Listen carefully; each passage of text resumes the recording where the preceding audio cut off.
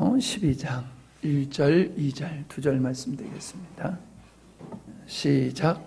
그러므로 형제들아, 내가 하나님의 모든 자비하심으로 너희를 권하노니 너희 몸을 하나님이 기뻐하시는 거룩한 산 제사로 드리라. 이는 너희의 드릴 영적 예배니라.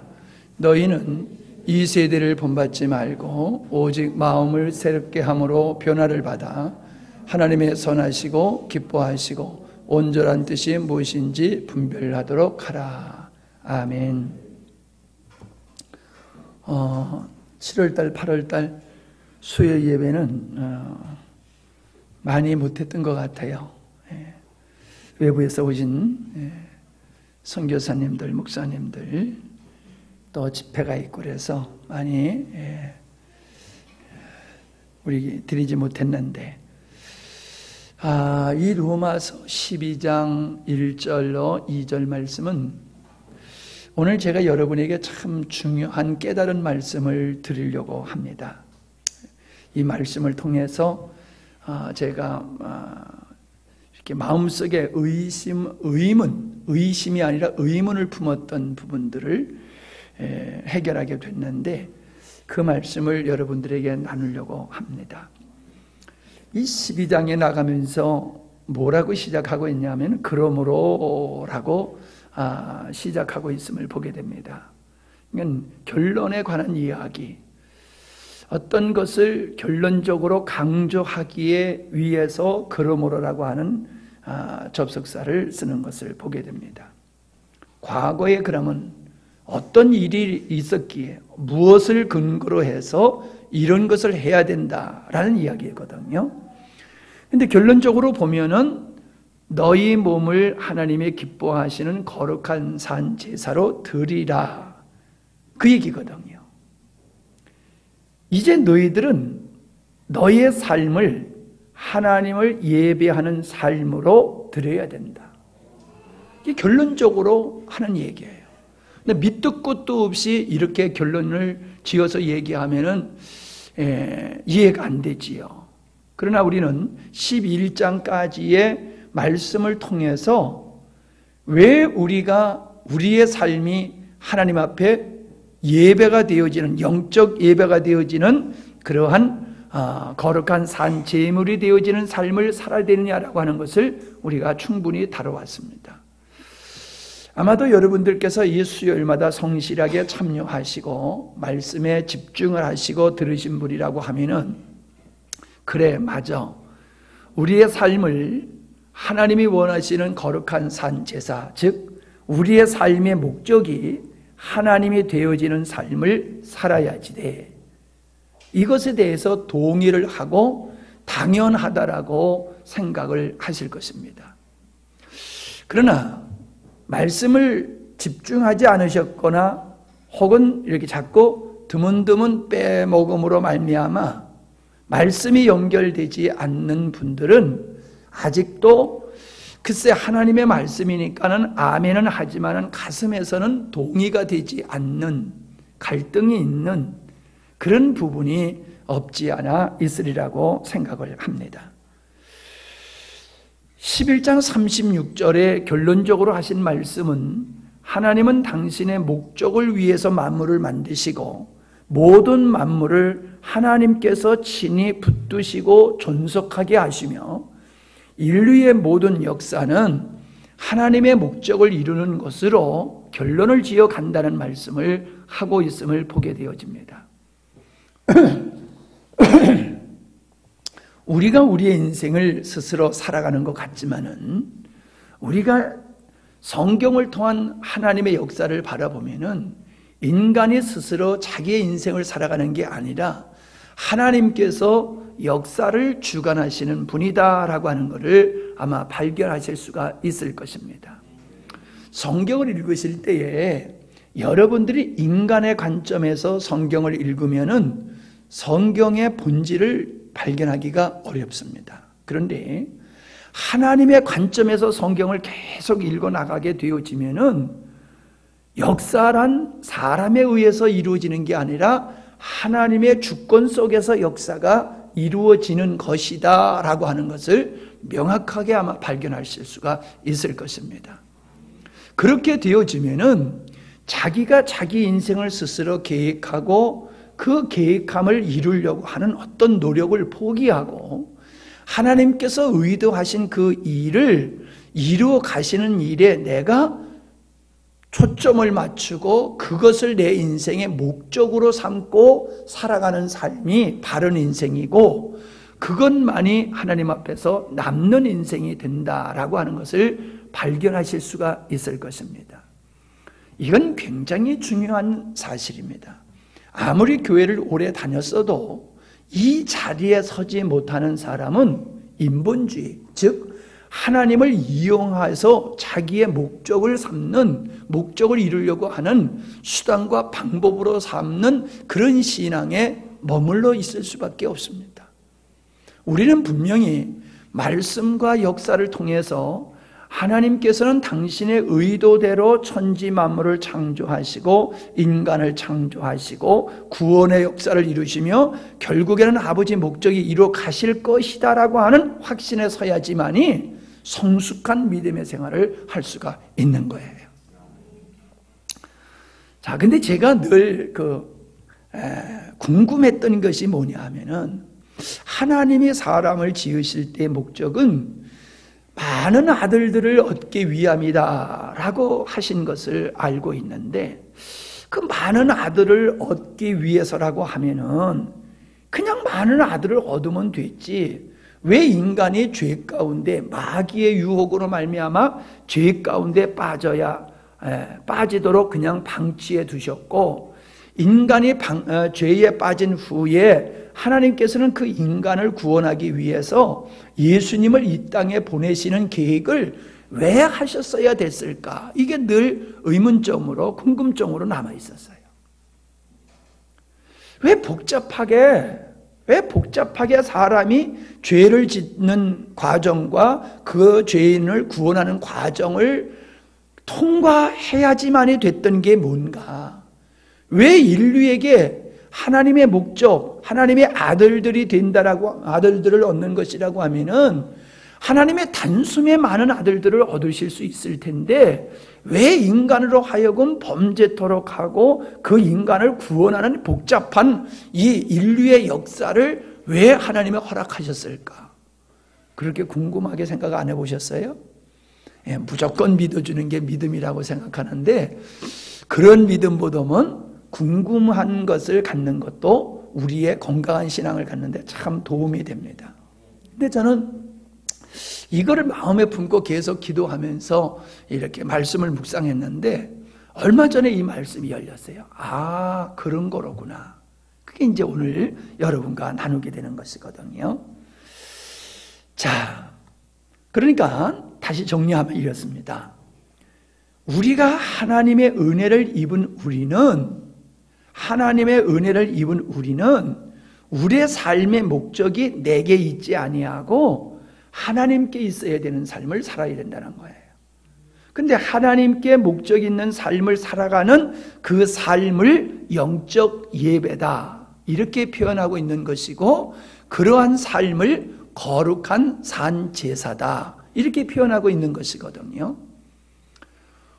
그렇다라고 하면은 조금 전에 얘기한 대로 우리가 하나님을 찬송하고 경배하기 위해서 하나님은 인간을 창조하셨다고 이사야서 43장 7절과 21절에서 하나님의 영광을 위해서 인간을 지으셨다라고 했기 때문에 인간은 하나님 앞에 영광 돌리는 예배를 드려야지 되는 거다. 이게 이제 보편적으로 많은 사람들이 가지고 있는 생각이에요.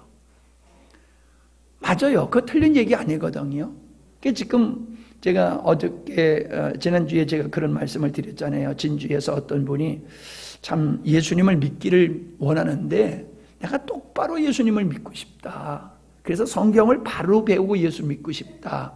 이런 분이 있다고 말씀을 드렸잖아요. 근데 주변에서 그분을 전도하려고 애썼던 분들이 이 기분이 좀 그런 거예요. 전도해가지고 당신의 교회로 데리고 가려고 그랬는데 뭐 어떻게 상담회로 여기 데리고 왔더니 아이고 여기가 좋다고 하고 그냥 여기 주저앉으려고 그러니까는 전도하는 분들이 좀 김이 좀 빠지는 거예요. 충분히 이해를 하지요. 근데 문제는 그분들이 뭐라고 얘기하냐면은 성경을 배우는 것보다도 중요한 것이 먼저 예배와 기도다. 이렇게 그분에게 강조를 하는 거예요. 성경은 천천히 배워도 되고 예배와 기도를 우선으로 해야 된다. 이렇게 얘기를 하고 있는 거거든요. 예배와 기도가 중요하지 않다는 얘기가 아니라 예배와 기도는 분명히 중요한데 그 중요하다고 해서 말씀 공부는 나중이고 예배와 기도를 먼저 해야 된다는 논리는 안 맞는다는 얘기지요. 자, 우리는 사람이 예수님을 믿게 되면은 그 사람을 교회에 헌신하는 사람으로 만들려고 노력을 해요. 그게 목적이에요. 빨리 믿음이 커가지고 교회에 헌신하는 일꾼으로 만들려고 들고 그 다음에 열심으로 예배하는 자를 만들려고 들어요. 그러기 위해서는 뭐가 필요합니까? 말씀이 필요한 거예요.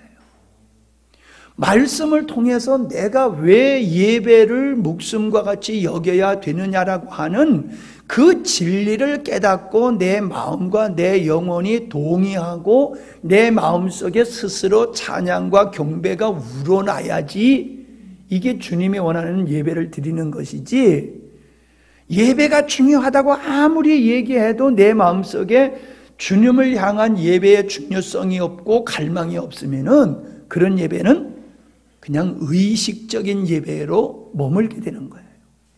예배가 기쁨이 없고 감격이 없고 하나님을 향한 열정이 없는 거예요.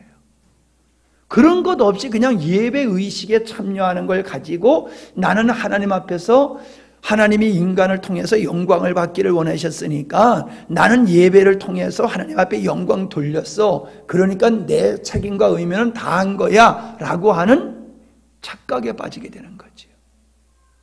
하나님은 그 마음속에 하나님의 그 은혜로 말미암아 발언되어지는 감격적인 사랑의 예배, 그 고백적인 예배, 감격이 있는 예배, 그런 걸 원하시지, 그런 걸 통해서 하나님은 영광을 받으시겠다는 것이지 그냥 예배 자체를 하나님이 기뻐하시는 게 아니라는 거예요.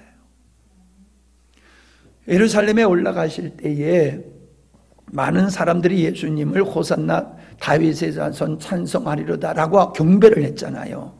그때 사람들이 싫어했지요. 제사장들과 그 지도자들이.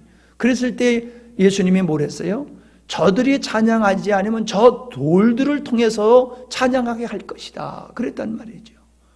그러니까 찬양 자체가 목적이라고 하면은 다른 방법으로도 이 자연들도 하나님을 찬양하게 할 수 있다는 거예요. 근데 하나님은 그렇게 로봇화하고 그냥 의식화되는 예배를 받으시는 게 아니라 우리가 하나님을 사랑하고 그 은혜의 감격 속에 빠져서 드리는 그러한 신령한 예배를 우리 하나님은 원하신다는 것이거든요. 그러기 위해서는 내가 하나님 앞에 찬양할 수밖에 없는 이유를 우리가 발견해야 돼요. 발견해야 돼요. 그걸 발견하지 못하면 그냥 종교적인 예배, 의식밖에 안 되는 거지요. 자, 오늘 본문 말씀을 이해하기 위해서는 에베소서 1장을 가보셔야 됩니다. 에베소서 1장. 자, 에베소 1장 3절로부터 보면은 찬송하리로다 하나님 곧 우리 주 예수 그리스도의 아버지께서 그리스도 안에서 하늘에 속한 모든 신령한 복으로 우리에게 복 주시되 곧 창세전에 그리스도 안에서 우리를 택하사 우리로 사랑 안에서 그 앞에 거룩하고 흠이 없게 하시려고 그 기쁘신 뜻대로 우리를 예정하사 예수 그리스도로 말미암아 자기의 아들들이 되게 하셨으니 이는 그의 사랑하시는 자 안에서 우리에게 거저 주시는 바 그의 은혜의 영광을 찬미하게 하려는 것이라. 우리가 그리스도 안에서 그의 은혜의 풍성함을 따라 그의 피로 말미암아 구속 곧 죄사함을 받았으니 이는 그가 모든 지혜와 총명으로 우리에게 넘치게 하사 그의 뜻의 비밀을 우리에게 알리셨으니 곧 그 기쁘심을 따라 그리스도 안에서 때가 찬 경륜을 위하여 예정한 것이니 하늘에 있는 것이나 땅에 있는 것이 다 그리스도 안에서 통일되게 하심이라. 모든 일을 그 마음의 원대로 역사하시는 자의 뜻을 따라 우리가 예정을 입어 그 안에서 기업이 되었으니 이는 그리스도 안에서 전부터 바라던 우리로 그 영광의 찬송이 되게 하려 하심이라. 그 안에서 너희도 진리의 말씀 곧 너희의 구원의 복음을 듣고 그 안에서 또한 믿어 약속의 성령으로 인치심을 받았으니 이는 그의 기업의 보증이 되사 그 얻으신 것을 구속하시고 그의 영광을 찬미하게 하려 하심이라. 여기 보면은 하나님을 찬송하여야 된다라고 하는 말씀이 4번이 나옵니다. 그러면서 왜 우리가 하나님을 찬송해야 되느냐라고 하는 말씀이 계속해서 이렇게 나오는 것을 볼 수 있어요. 제가 여러분에게 읽어드리고 이 구절을 한 구절 한 구절 다 여러분에게 설명하면서 이야기하려니까 시간이 참 부족해요. 자, 3절에 보면은 뭐라고 그랬어요? 하늘의 신령한 복을 우리에게 복 주신다. 자, 그러면 찬송할 만해요? 안 만해요? 찬송할 만하지요. 자, 그 다음에 창세전에 그리스도 안에서 우리를 택하셨어요. 아무런 조건 없이 선택하셨어요. 감사하고 찬양할 만하지요. 자, 그의 기쁘신 뜻대로 우리를 예정하사 우리를 어떻게 되게 하셨다? 당신의 아들들이 되게 하셨다. 자, 찬송할 만하지요. 네, 아들들이 되게 하셨다. 자, 그 다음에 뭐라고 그랬어요? 그의 사랑하는 자 안에서 우리에게 뭘 줘요?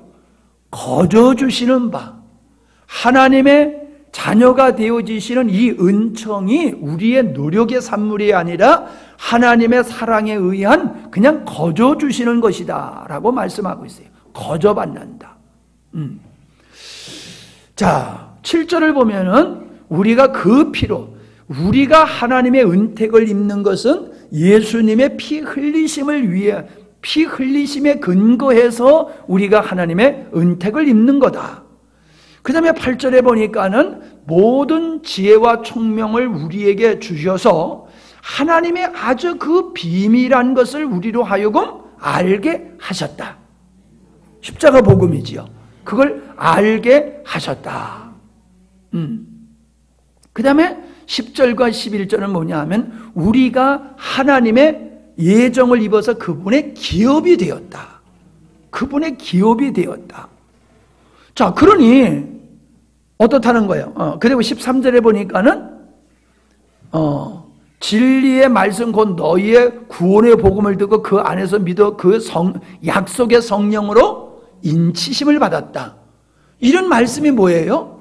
우리가 하나님을 찬양할 이유가 된다라고 하는 것을 쭉 설명하고 있는 거지요. 그러니까 이렇게 설명하고 있는 이 말씀에 대한 깨달음이 우리 마음속에 있다라고 하면은 그 깨달음이 있는 성도는 마땅히 하나님을 예배하는 게 맞아. 내가 하나님을 예배하는 것은 내 인생에 있어서 가장 소중한 일이야 라고 하는 믿음이 생기게 되는 거예요. 그런데 그런 믿음이 없는 사람에게 아무리 예배는 중요한 거야, 예배는 중요한 거야 해도 지리산에 가는 게 훨씬 좋다니까요. 그러니까 이 깨달음이 있어야 되는 거예요. 내가 받은 바 은혜가 얼마나 큰지를 깨닫게 되어지고 알게 되어지면은 그 사람은 하나님 앞에 온전한 예배를 드리게 되는 거예요. 그러니까 말씀을 듣고 성령의 계시를 통해서 깨달아져야 되는 거예요. 아무리 교회를 오래 다녀도 이 깨달음이 없는 사람은 그냥 절에 가서 비비고 오는 것 같이 예배당에 와서 예배로 비비고 가는 것이지 정말로 그 예배를 소중히 여기고 그 예배에 참여함을 자랑스럽게 여기는 그런 감격이 없는 거지요. 예. 자, 그런데 우리가 요한계시록을 보면요, 요한계시록 4장을 한번 보세요. 요한계시록 4장을 보면은 여기에 구원받은 성도들이 하늘에서 장차 무엇을 하고 할 것인지를 미리 보여주고 계세요. 근데 거기 보면은 우리가 좀 시간이 가더라도 좀 읽도록 하겠습니다. 요한계시록 4장입니다. 2일 후에 내가 보니 하늘에 열린 문이 있는데 내가 들은 바 처음에 내게 말하던 나팔 소리 같은 그 음성이 가로되 이리로 올라오라. 이후에 마땅히 될 일을 내가 네게 보이리라 하시더라. 내가 곧 성령에 감동하였더니 보라, 하늘에 보좌를 베풀었고 그 보좌 위에 앉으신 이가 있는데 바로 예수님이에요. 앉으신 이의 모양이 벽옥과 홍보석 같고 또 무지개가 있어 보좌에 둘렸는데 그 모양이 녹보석 같더라. 그러니까 예수님의 모양을 이렇게 표현하고 있는 거예요. 4절입니다. 또 보좌에 둘러 24 보좌들이 있고 그 보좌들 위에 24 장로들이 흰옷을 입고 머리에 금면류관을 쓰고 앉았더라. 그러니까 24 장로는 구원받은 성도를 얘기하는 거예요. 보좌로부터 번개와 음성과 내성이 나고 보좌 앞에 7 등불 켠 것이 있으니 이는 하나님의 7 영이라. 보좌 앞에 수정 같은 유리바다가 있고 보좌 가운데로 보좌 주위에 4 생물이 있는데 앞뒤에 눈이 가득하더라.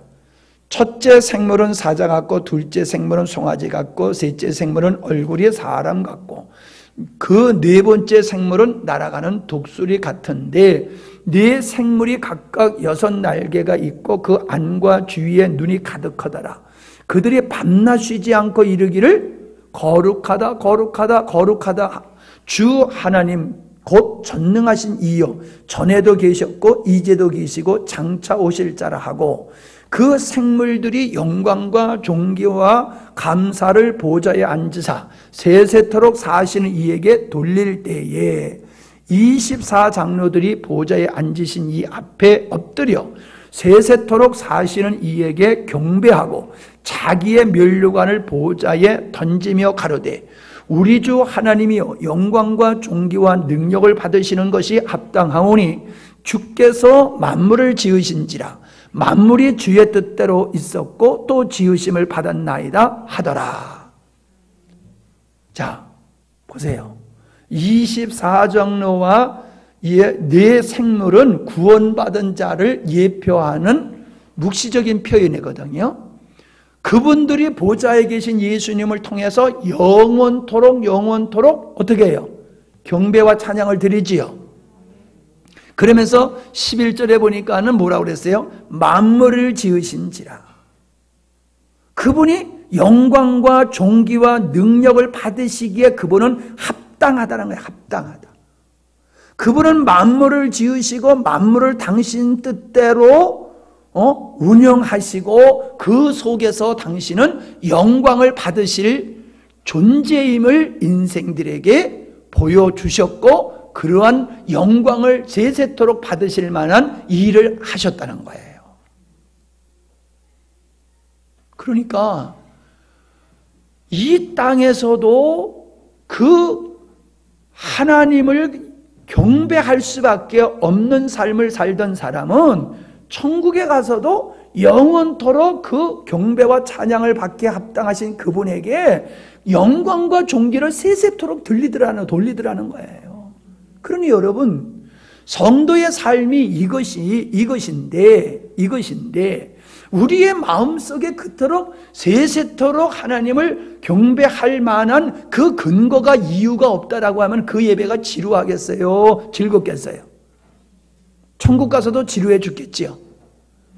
천국 가서도 얼마나 지루하겠어요. 여기서도 예배 시간이 길어 죽겠는데 거기서는 밤낮 쉬지 않고 영원토록 경배만 한다니 죽을 맛이지요. 그게 천국이겠어요? 지옥이지. 이해가 되십니까? 그러니까 우리가 죽어서 구원받는다 이렇게 단순하게 얘기하면 안 돼요. 우리가 구원받은 자로서 그 구원이 얼마나 소중한 것인가를 우리가 알게 될 때 나는 이것이 너무나 소중하기 때문에 나는 평생토록 그분을 영원토록 경배해도 난 지루하지 않아. 이렇게 돼야지 예배가 바른 예배가 되고 믿음의 생활이 바른 믿음의 생활이 되는 거예요. 억지로 끌려서 믿음의 생활하는 게 아니라는 거지요. 아니라는 거죠. 그래서 제가 조금 전에 말씀을 드렸던 바로 그러한 에베소서 1장의 말씀 속에서 우리가 왜 하나님을 찬송해야 되느냐라고 하는 근거가 무엇인지를 보여주고 있는 것이에요.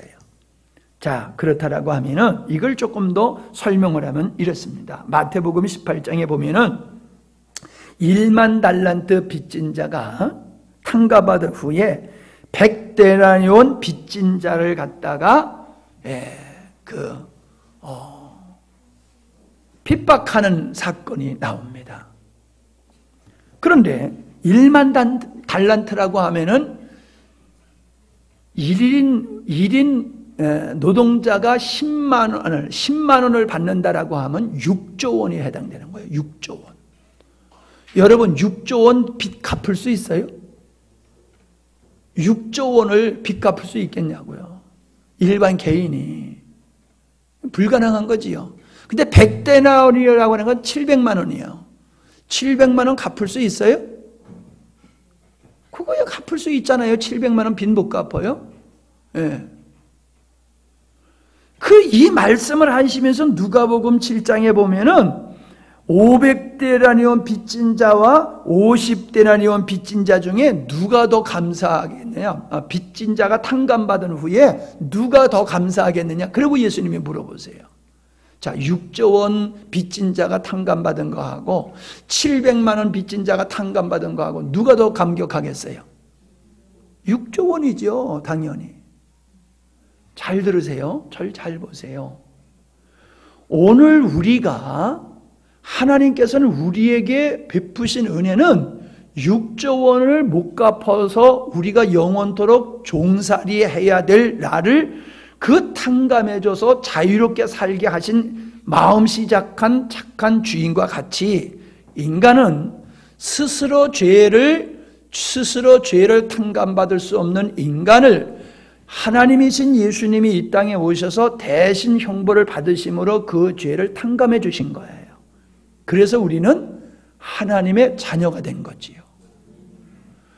이게 그냥 지식으로 들어서가 아니라 가슴으로 우리가 어떤 경험을 해야 되냐 하면은 6조 원을 갚지 못해가지고 내가 인생이 이제 망했어. 내 인생은 망하고 나는 영원히 종으로 살아가야 돼. 노예로 살아가야 돼. 이와 같이 우리는 지옥을 경험해야지만이 예수님의 구원이라고 하는 것이 우리에게 크게 다가오는 거예요. 그래야지 입에서 비로소 찬송이 터져나오는 거예요. 근데 절 보세요. 오늘날 많은 성도들이 내 죄 사함 받았다고 하는 감격이 6조 원 탕감받은 것만 해요? 못해요? 솔직히 그런 감격이 없어요. 내가 죄 사함 받았다고 하는 것은 그냥 관념적이지. 와, 나 진짜 지옥에서 살아났네? 나 지옥에서 건짐을 받았네? 이런 감격이 우리에게 없다는 거예요. 그러니까 예배, 찬송이 그렇게 힘들고 어렵다는 것이지요. 뿐만 아니라 로마서 3장에 보면은 그 이유가 뚜렷이 나오고 있는데 왜 우리가 하나님을 영원토록 찬양해야 되느냐? 왜 인간을 하나님이 만드시고 왜 인간을 죄 가운데 빠지게 하신 후에 그 인간을 구원하시고 구원받은 인간들에 의해서 찬양과 경배를 받기를 원하셨느냐? 그게 나와요. 로마서 3장 22절부터 26절입니다. 곧 예수 그리스도를 믿음으로 말미암아 모든 믿는 자에게 미치는 하나님의 의인이 차별이 없느니라. 받아 적으셨어요 좀? 네, 적으셔야 돼요. 23절입니다. 모든 사람이 죄를 범하였으며 하나님의 영광에 이르지 못하더니 그리스도 예수 안에 있는 구속으로 말미암아 하나님의 은혜로 값없이 의롭다 하심을 얻은 자 되었느니라. 이 예수를 하나님이 그의 피로 인하여 믿음으로 말미암는 화목 제물로 세우셨으니 이는 하나님께서 길이 참으시는 중에 전에 지은 죄를 간과하심으로, 자, 중요한 말씀이 나와요. 이제 시작. 자기의 의로우심을 나타내려 하심이니. 자, 그러니까 죄를 사하여 주심을 통해서 무엇이 목적이에요? 아시겠어요? 우리를 지옥에 가는 것을 건져내는 게 목적인 것 같지만은 지옥 갈 우리를 건져내심을 통해서 하나님은 당신이 어떠한 자를 인간들이 알기를 원하세요? 하나님의 의로우심을 알도록 하시는 거예요. 하나님의 의로우심을 알도록 하는 거예요. 구원받으면서. 자, 그 다음에 보세요. 26절 시작.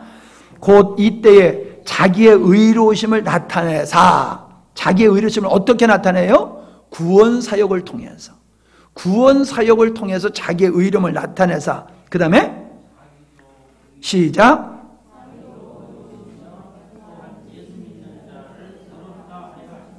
이거예요. 아, 그렇구나. 그렇구나. 우리를 죄 가운데 빠지도록 그냥 방치해 두신 것은 그가 죄 가운데 한번 빠져가지고 지옥을 경험한 후에 경험한 자에게 주님이 나타나셔서 그를 구원하심으로 말미암아 값없이 그냥 예수님의 죽으심을 통해 가지고 우리를 의롭다 하심으로 말미암아 하나님의 의로우심이 드러나는 거예요. 하나님의 선하시고 의로우심이 드러나는 거예요. 그러니까 여러분 구원 받으셨지요? 근데 구원 받은 게 중요한 게 아니에요. 구원 받으신 여러분은 뭘 발견했어야 돼요?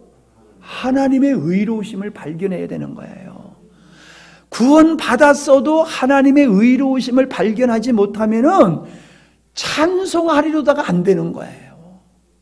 하나님을 찬양하는 게 귀찮게 여기고 힘들게 여기지는 거예요.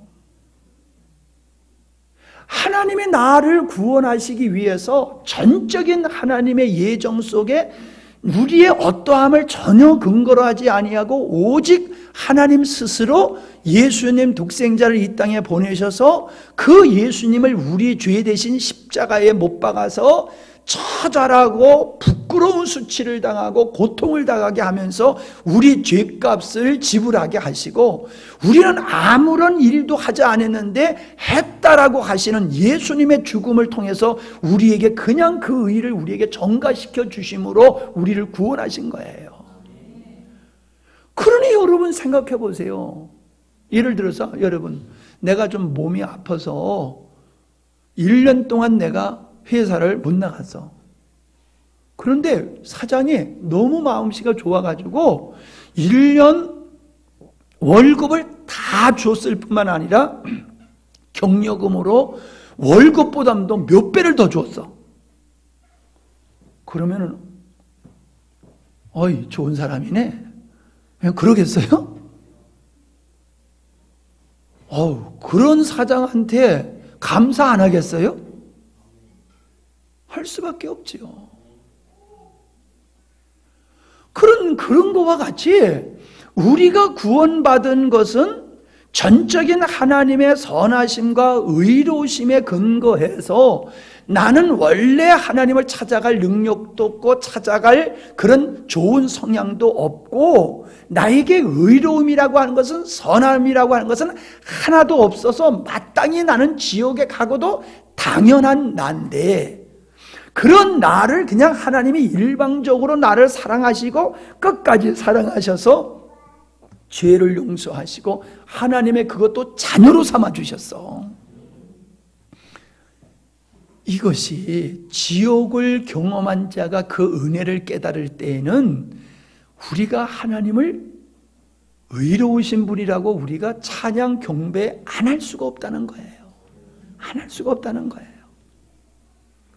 그래서 인간이 이 땅에 태어나서 연약함과 부족함과 그러므로 말미암아 선하지 못한 우리의 그런 어떤 것들 때문에 이 땅에서 우리는 수없이 실패하고 넘어지고 하나님 앞에 끊임없이 하나님을 하나님 앞에 우리가 잘못된 그런 하나님을 앞에서 범죄하는 그러한 모습을 끊임없이 우리가 살아가고 있잖아요. 우리가 그죠? 살아가고 있죠. 예수를 믿고 구원받아도 우리가 그런 실패를 계속 반복하고 있잖아요. 그 실패와 그 넘어짐을 하나님께서 우리에게 왜 허락하시느냐? 죄 사함뿐만 아니라 아담이 죄 짓는 것까지 허락할 뿐만 아니라 우리가 살아가는 삶 속에서 끊임없이 우리가 넘어지고 실족하고 넘어지는 그것을 왜 허락하셨느냐 하면은 내가 그 넘어짐을 통해서 내가 얼마나 부정하고 부족한 존재인지를 네가 깨달으라는 거예요. 그걸 깨달으라는 거예요. 여러분, 어떤 땐 내 믿음이 굉장한 것 같죠? 근데 고난과 실패를 통해서는 뭘 깨달아요? 와, 나 믿음 없네. 야, 난 믿음 없네. 그걸 깨달으지, 고난과 역경 속에서, 야, 나 믿음 대단하다. 그런 사람 없어요. 고난을 통해서 나 믿음 없네를 깨닫게 되는 거예요. 나 형편없네. 믿음 없네. 형편없네. 그걸 감추려고 들지 마세요. 하나님은 우리의 믿음 없음과 형편 없음을 하나님께서 폭로하시는 거예요. 폭로하시는 거예요. 예를 들어서요, 신명기를 찾아보세요. 신명기 8장. 아주 오늘 굉장히 중요한 말씀인데 참 못 드시는 분들 다음에 뭐 들을 기회가 계속 있겠지만은 오늘 이 말씀을 듣는 거하고 다음에 듣는 거하고 또 다른데 참 안타까워요. 신명기 8장 2절로 3절이에요. 찾으셨어요? 시작.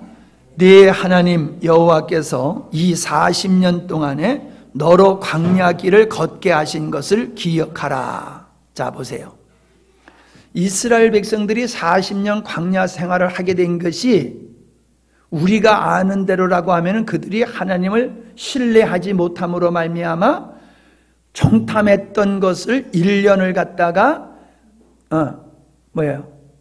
하루를 1년으로, 맞죠? 하루를 1년으로 계산해 가지고 40년 동안 그 광야 생활하게 해서 광야에서 다 죽게 했지요. 우린 그렇게 알고 있지요. 예, 그건 외면적인 거예요. 그건 외면적인 건데 내면을 말씀하고 있는 거예요. 내면. 그것은 그러한 그들의 불신을 통해서 하나님은 그 불신의 결과로 40년 동안 있게 했지만은 하나님은 그것을 통해서 무엇을 하셨느냐? 뭐라고 그랬어요? 너를 낮추시며 그 다음에 너를 시험하사 네 마음이 어떠한지 그 명령을 지키는지 아니 지키는지를 어떻게 하려? 알려하심이라. 알려하심이라. 그러니까 하나님이 모르니까 알려고 했다는 얘기예요? 아니에요. 하나님께서 몰라서 알기 위해서 그들을 테스트했다는 얘기가 아니라 너희들이 어떠한 존재인지를 하나님은 알게 하기 위해서 40년의 광야 생활을 허락하셨다 이 말이에요. 너희들의 마음이 어떠한지, 너희들이 내 명령을 지키는지 아니 지키는지 너 스스로 한번 알아봐. 너희들은 내 말을 안 지키는 존재야. 내 말을 지키는 존재가 아니요. 그거를 그들로 하여금 자기 수준을 깨닫도록 하기 위해서 광야 40년을 허락하셨다는 거예요. 그러면서 그 앞에 뭐라고 그랬어요? 너를 낮추시며. 언제 낮춰져요? 언제 낮추어집니까? 자신 있을 때요? 패했을 때요? 우리는 실패를 통해서 낮춰지지요. 이겨보세요. 아주 교만하게 짝이 없지요. 근데 실패를 통해서는 낮추고 그리고 겸손해지잖아요. 하나님께서는 그들의 광야 생활을 통해서 계속 실패했지요. 그 실패를 통해서 자기들의 죄성을 깨닫는 거예요. 자기들이 죄성을 깨닫고 와, 우리는 하나님의 은혜가 아니면은 안 되는 존재네. 그 자리에 이르게 한다. 그게 낮춘다는 거예요. 하나님의 은혜가 아니면 안 되는 존재네. 그걸 깨닫는 거, 그걸 깨닫게 하는 것을 그걸 낮추신다. 이러신 거예요. 자, 그래서 3절에 뭐라고 그랬어요? 너는 너를 낮추시며 너로 줄이게 하시며 너도 알지 못하며 네 열조도 알지 못하던 만나를 네게 먹이신 것은 사람이 떡으로만 사는 것이 아니요 여호와의 입에서 나오는 모든 말씀으로 사는 줄을 너로 알게 하려 하심이라. 결국 40년을 통해서 뭘 깨닫게 하신다는 거예요? 아, 인간은 하나님으로 살지 않으면 안 되는 존재로구나. 하나님으로 살지 않으면 안 되는 거로구나. 그 떡이 뭐예요? 예수님을 가리키는 거잖아요. 성경에서 말하고 있는 떡은 예수님을 가리키는 거예요. 그런데 여기서 말하는 이 떡이란 사람이 떡으로 사는 존재가 아니고 하나님의 말씀으로 사는 존재다라고 하는 여기서 말하는 떡은 인간의 힘을 의지하는 거예요. 내 힘, 내 노력, 내 열심, 내 능력. 그걸 말씀하시는 거예요. 내 힘으로 살 수 있는 줄 알아? 내 능력으로 살 수 있는 줄 알아? 내 재능으로 살 수 있는 게 인생이 아니야. 광야에서 인간이 농사를 지을 수 있어요? 뭘 할 수 있어요? 하나님이 먹이시지 아니하면 못 살잖아요. 그러한 하나님의 절대적인 손길이 아니면 살 수 없는 환경에다 40년을 인생을 쳐 넣으시고 봐, 너희들 나 은혜 아니면 못 살지? 예, 그와 같이 영적으로 하나님의 백성들은 하나님의 은혜로만 사는 것이지 자기 힘으로, 자기의 노력으로, 자기 열심으로 살아가는 게 인생이 아니야 라고 하는 것을 가르쳐 주시는 거예요. 그러니까 인생 광야 40년은 인생을 말하는 거예요. 우리가 인생을 몇 년을 살지 모르지만 인생을 살면서 우리는 이 자리에 이르러야 돼요. 낮추어져야 돼요. 와, 나는 하나님 앞에서 의로움이 없네. 배부르고 등 따스우면 하나님 잘 믿을 것 같잖아요. 그죠? 그 뒤에 말씀이 그거예요. 신명기 8장에 뒤에 말씀이 그거예요. 너희들이 가나안 약속의 땅에 들어가서 잘 먹고 잘 살고 등 따스우고 배부르면은 하나님 좀 잊어버리지 말아라. 아니, 잊어버리지 않을 사람 같으면 왜 잊어버리지 말라고 부탁하겠어요? 잊어버릴 존재이기 때문에 잊어버리지 말아라라고 말씀하시는 거잖아요. 그냥 인생이란 그런 존재예요. 그렇게 한없이 하나님의 은혜를 입고도 언제나 하나님을 배신할 수 있는 게 인간이라는 거예요. 너의 인간이 그런 존재야. 그래서 너의 인간은 절대로 스스로 천국에 못 돌아가. 그런데 그냥 내가 은혜로 너희들을 인도해 갈게. 그냥 은혜로 데리고 가는 거야. 그런데 은혜로 구원은 받지만은 하나님의 은혜를 입고 천국 가는 자가 영광스러운 거예요. 은혜를 입고 천국 가면서도 은혜를 모르고 천국 가는 걸 그게 영광스러운 거예요. 어느 쪽이 영광스러울 것 같아요? 은혜를 깨닫고 천국 가야지요. 그죠? 은혜를 깨닫고 예배를 드려야지요. 억지로 드리거나 체면 때문에 드리거나 다른 이유에서 예배 드린 건 그건 하나님이 기뻐하시지 않는단 말이에요. 구원을 받아도 이렇게 하나님의 은혜가 너무 감격스러워가지고 정말로 하나님의 은혜에 감복해서 천국 가는 건 그건 영광스러운 구원이에요. 근데 성경에 보면 부끄러운 구원도 있다니까요. 집으로, 풀로, 나무로 집을 짓는 집은 공력을 드러나는 시험이 올 터인데 불로 다 타서 없어지면 불 가운데서 구원받을 것 같다? 이게 뭐예요? 부끄러운 구원이라는 거지요. 구원 받기는 받되 은혜를 깨닫고 찬송하며 구원받는 자가 영광스러운 구원이지, 구원은 엄청난 은혜를 입고 구원은 받았음에도 불구하고 그 안에서 하나님을 향하여 놀라운 감격도 없는 예배도, 그런 예배도 드리지 않고 천국에 간다라고 하면 얼마나 부끄러운 구원이냐 말이에요. 여러분은 지금 부끄러운 구원을 받고 계십니까? 영광스러운 구원을 받았다고 생각하십니까? 지금 제가 볼 때는 많은 사람들이 이 자리에 이르러 있지를 못해요. 이 자리에 이르지를 못해요.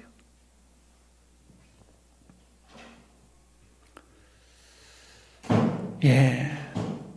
그래서 로마서의 그 12장 2절에서 뭐라고 얘기를 하고 있어요? 다시 봅니다. 12장 2절에 보면은 너희는 이 세대를 본받지 말라. 자, 우리가 누구예요? 우리는 엄청난 하나님의 은혜를 입어서 하나님의 자녀가 된 자들이잖아요. 아멘? 영광을 돌려야 할 그 백성이 되었잖아요.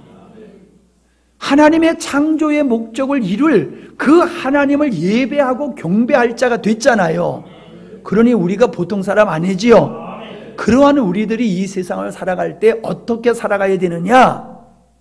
잘 들으세요. 뭐라고 그랬어요? 이 세대를 본받지 말아라. 왜? 이 세대는 에베소서 2장에 보니까 마귀가 왕노릇하는 세상이에요. 그래서 세상의 모든 풍조는 어때요? 세상의 풍조는 마귀가 조장한 거예요. 마귀가 조장하는 거예요. 여러분, 유행이라고 그냥 쫓아가지 마세요. 유행이라고, 유행이니까 어쩔 수 없지. 그래.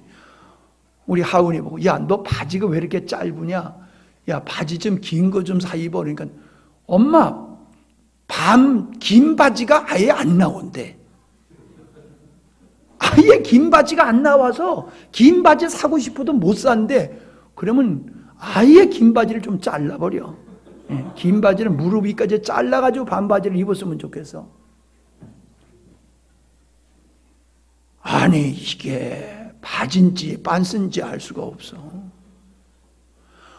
치마를 너무 짧은 걸 입어가지고 그냥 엉덩이가 다 보여. 어이구. 아니, 그런 걸 입고 다니면서 남자들 보고 왜 쳐다봐 그래 또? 보는 게 당연하지 그거. 예? 안 보는 게 이상하지 어떻게 보면. 목사님이 이상하시네 그러지 말아요. 그게 뭐예요? 세상 풍조를 따라가는 거예요. 세상 풍조를 따라가면 안 돼요. 세상의 풍조는 마귀가 조장한 것이기 때문에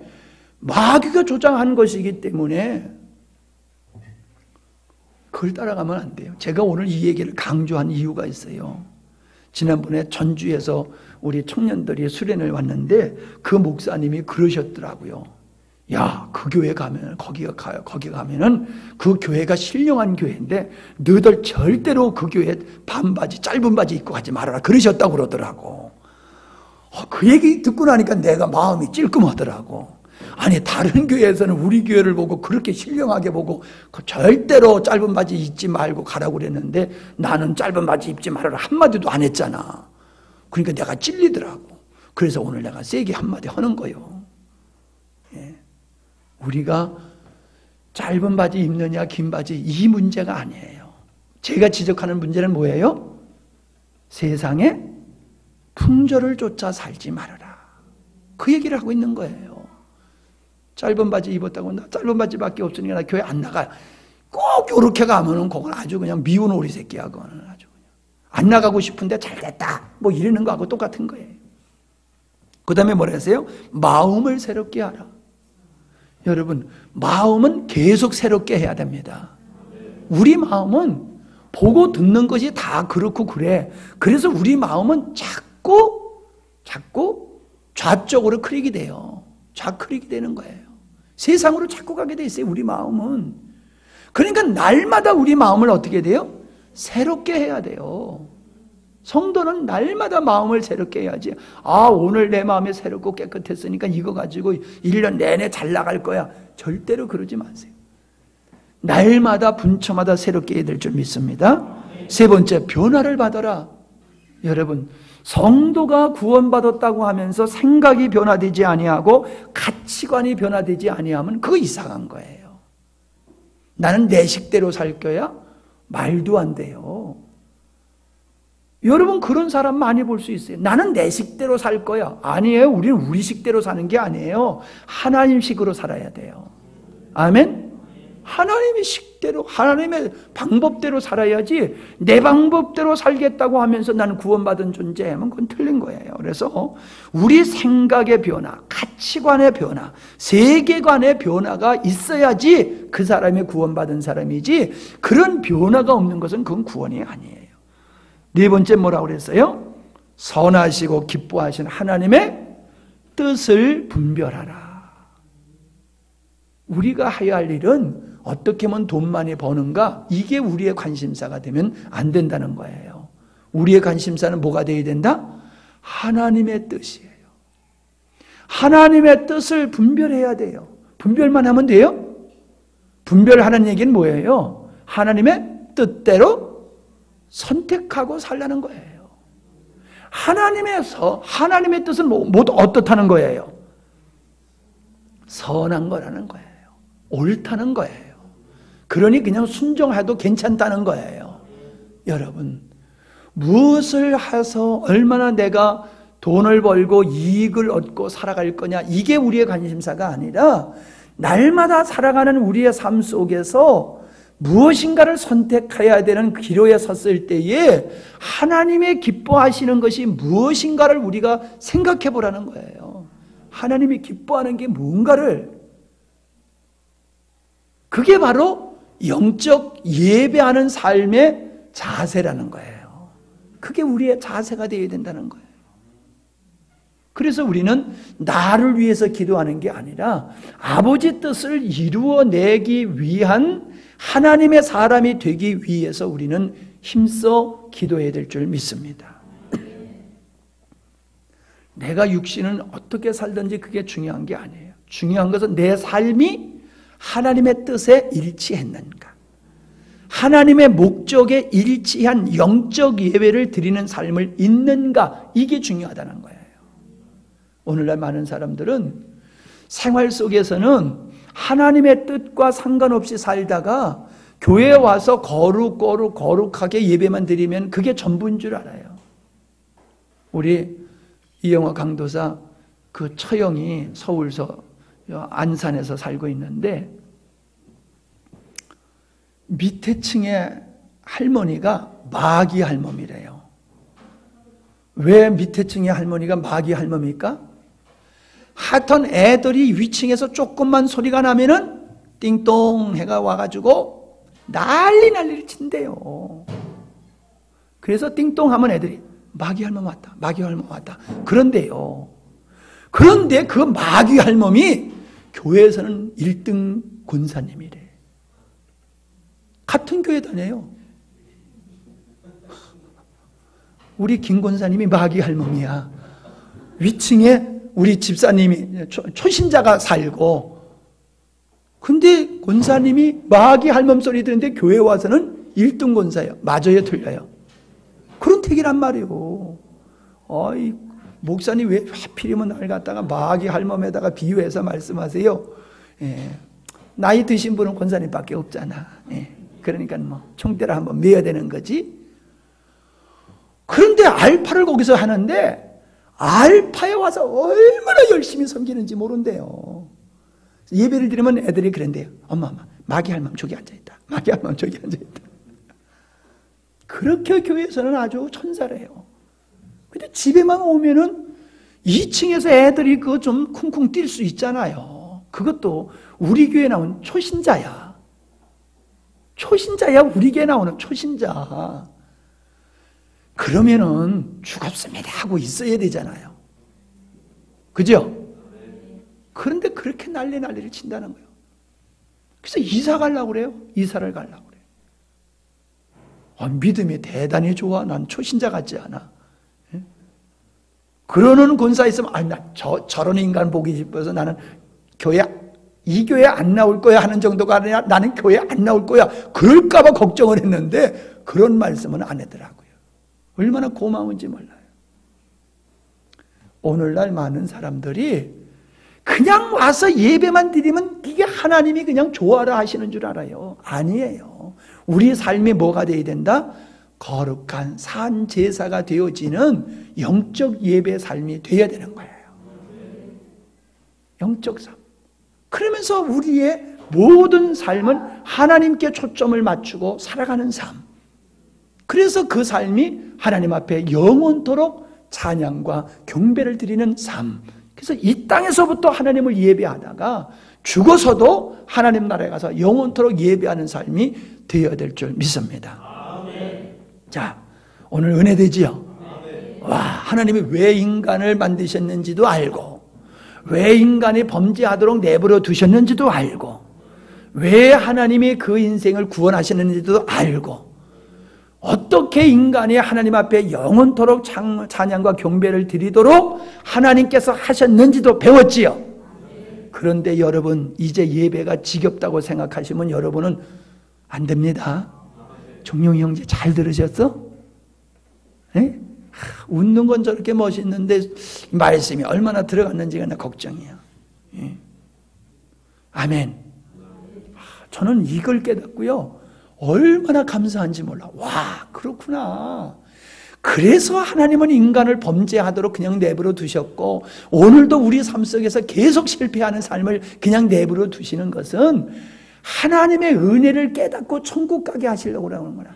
따라합시다. 하나님의 은혜를 깨닫고 천국 가게 하시려는 거다. 아멘.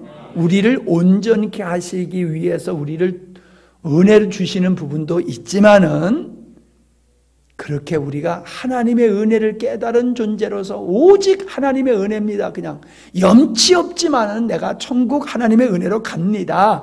이런 자를 만드시기 위해서 하나님이 우리에게 고난과 역경과 시련도 허락하심을 믿으시고, 여러분들 하나님 앞에 감사와 찬양과 영광을 돌리는 삶이 되시기를 바랍니다. 아멘. 하나님 아버지 감사합니다. 인간의 범죄를 통해서 인간의 악함이 드러나고 하나님의 의로우심이 드러나므로 구원받은 존재들이 영원토록 하나님을 경배케 하신 하나님, 이 놀라운 하나님의 섭리를, 비밀을 우리가 깨닫습니다. 참으로 이것을 가슴 깊이 깨닫게 하시고, 우리가 예배를 억지로 형식으로 드리는 자가 되지 않게 하시고, 이 큰 은혜에 감복하여 하나님 앞에 예배드리는 자들이 되게 하여 주시옵소서. 그래서 언제나 우리의 예배는 감격이 있고 사랑이 넘치고 은혜가 넘치는 예배가 되게 하여 주시옵소서. 예수님의 이름으로 기도하옵나이다. 아멘. 아멘.